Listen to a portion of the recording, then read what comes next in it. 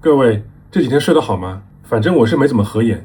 2026年2月5号这天，你要是打开美股账户，满屏绿的发慌，先别急，不是你一个人。黄金崩了，美股崩了，比特币也崩了，这种局面在金融史上极其罕见。正常来说，股市跌了，你可以跑去买黄金；法币不行了，你可以去搞比特币。资产之间总归有个对冲的逻辑性，但这几天全部失灵，什么避险，什么对冲，全是纸老虎。到底是怎么回事呢？今天我一个一个拆给你听，拆完以后你会发现，这不是一次普通的技术性回调，而是好几颗炸弹恰好在同一个礼拜引爆了。先说美股，纳斯达克最近谁跌得最狠？是谷歌。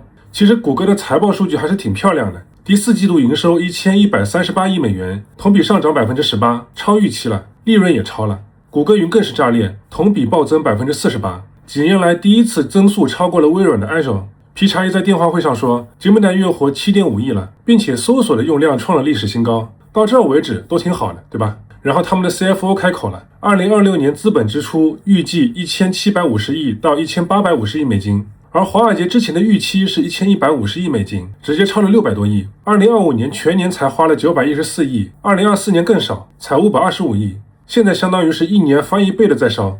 而且不只是谷歌，Meta 预计要花1150亿到1350亿，微软也报了创纪录的单季资本开支，几个巨头加起来，2026年光 AI 投资就要超过5000亿美元。华尔街瞬间清醒了， AI 故事是好故事，但故事跟回报之间还隔着10万8千里呢。你烧那么多钱建数据中心，买 GPU， 利润率呢？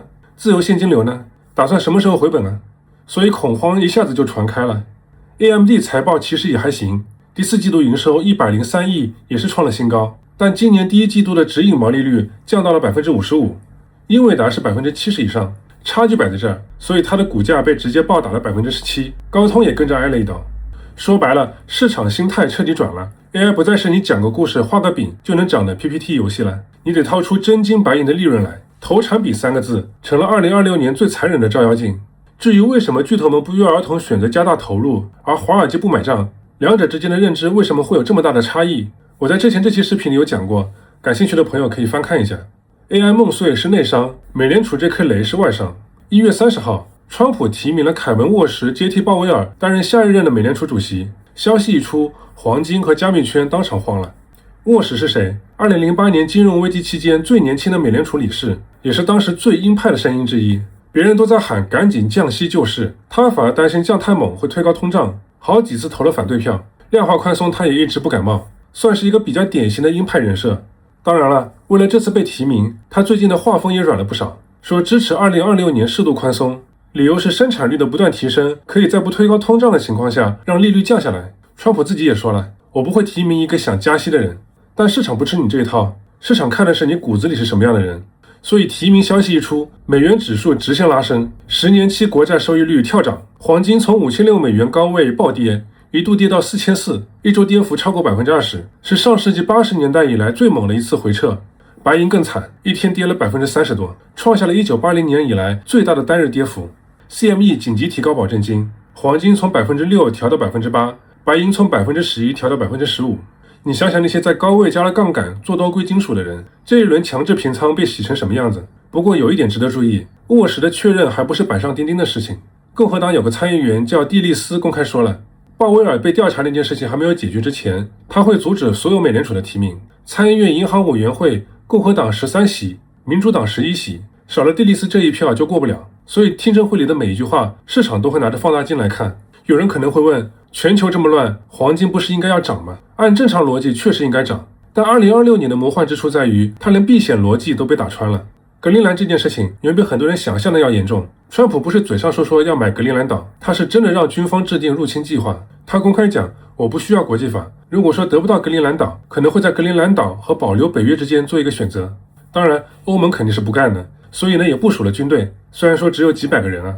那川普的反应呢？当然还是计划对他们加惩罚性关税了。总之，跨大西洋联盟几乎要分裂了。这种级别的动荡造成了一个很反直觉的结果，大家不是在抢黄金，而是在抢美元现金。为什么？因为在极端恐慌的时刻，投资者想的不是保值，而是活下去。股市要补保证金，币圈要补保证金，黄金流动性最好，反而第一个被拿来砍仓套现。其实2008年金融危机的时候也是一样的剧本，黄金一开始也是跟着跌的，后来才涨回来。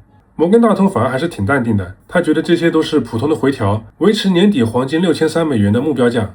当然，那个是远水，前提是现在的进可你得扛过去。比特币这边更难看了。2月5号，比特币跌穿7万，最低达到5万开头，创下15个月以来的最低。从去年10月12万多的历史高点算起，现在已经腰斩了。爆仓的数据还在增加，被爆的绝大多数还是做多的。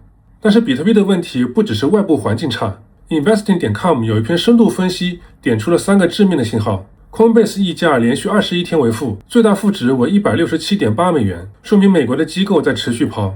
稳定币的市值从12月份到今年2月份蒸发了140亿美金，其中1周就跑掉了70亿。这说明这个不是市场内部在换仓，而是资金在外逃。基差交易的年化收益率从2024年高峰的17%降到了不到5%，说明对冲基金做 ETF 期限套利已经赚不到钱了，当然要撤。不过最让人捏一把汗的是 MicroStrategy， 万一他被迫清算比特币来偿债，那才是真正的核弹。比特币的粉丝一直叫它是数字黄金，新的避险天堂。结果真正的恐慌一来，大家卖的比什么都快。它不像黄金，反而更像是一个加了杠杆的科技股。前面这些，比如谷歌财报、沃什提名、格陵兰岛、比特币崩盘，你可以把它理解为一个个具体的坏消息。但真正决定这场危机有多深、持续有多久的是另外一个东西——流动性。打个比方，金融市场现在是一个大的游泳池，黄金、美股、比特币都是池子里的浮标，浮标能浮多高，取决于池子里的水有多少。现在的问题是，水正在被抽走，抽走它的工具叫做 TGA（Treasury General Account）， 美国财政部在美联储开的国库现金账户。它的逻辑很简单，政府收了税，卖了国债，那么钱就流进 TGA。而发工资、发福利、付利息，钱是从 TGA 流出来的。而在美联储的资产负债表上， TGA 和银行准备金是跷跷板的关系， TGA 多1块钱，银行系统就少1块钱。这是会计恒等式，美联储自己官网的论文里面写得很清楚。2025年上半年，因为债务上限的僵局，财政部没办法发新债，所以只能花 TGA 里的存量资金。TGA 一路往下掉，相当于给市场注水，钱从政府的口袋流到市场，所以大家觉得遍地都是机会，资产跟着涨。这就是为什么2025年上半年闭眼买都能赚。但好日子在夏天就结束了，债务上限7月份提高之后，财政部就开始疯狂回血，大量发行短期国债，一车车的把市场里的钱往 TGA 里搬。这一轮 TGA 回填，直接导致银行准备金在秋季急剧下降2%，流动性迅速收紧。到了秋天 ，TGA 余额已经飙到接近1万亿了。那么截止目前2月3号 ，TGA 余额大概是9080亿。那银行的准备金呢？创下了2023年以来的最低。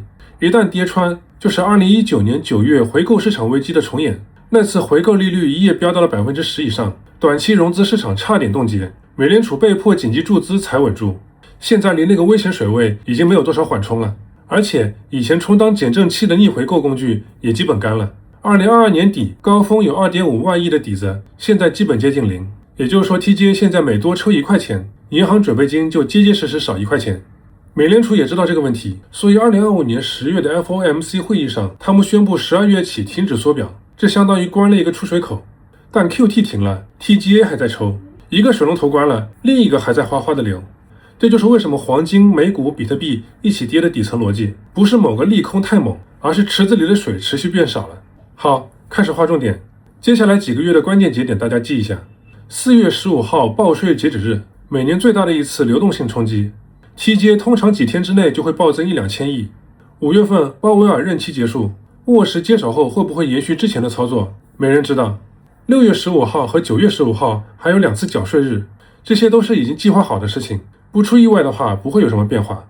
然后就是最近这一周，国债结算和 TGA 上升已经从市场上抽走了643亿，这不是这几天炸完就结束的事。 TGA 会是一个持续好几个月的慢性失血。2026年上半年流动性大概率会是温水煮青蛙式的往下走，而比特币、小盘成长股、高估值的 AI 概念股，这些对流动性最敏感的东西，就像池子里吃水最深的浮标，水位一降，它们就最先触底。还有一个很多人忽视了的信号，1月份美国企业宣布裁员108435人，是2009年大衰退以来最惨的一个月，比去年同期翻了1倍，比去年12月份暴增205%。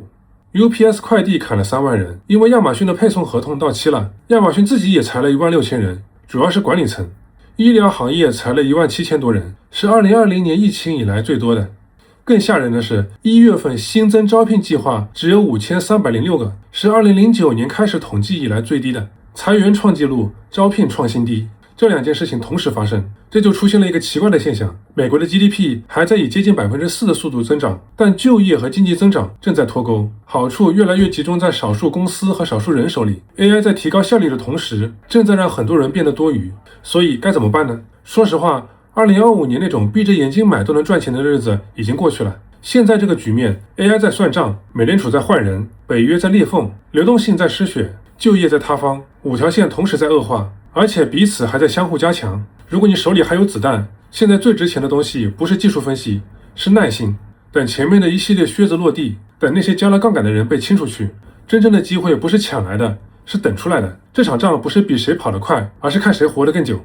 好了，我是老金。如果觉得本期视频对你有帮助的话，记得点个关注。往期视频还有很多有意思的内容，感兴趣的朋友也可以看一下。那咱们下期再见。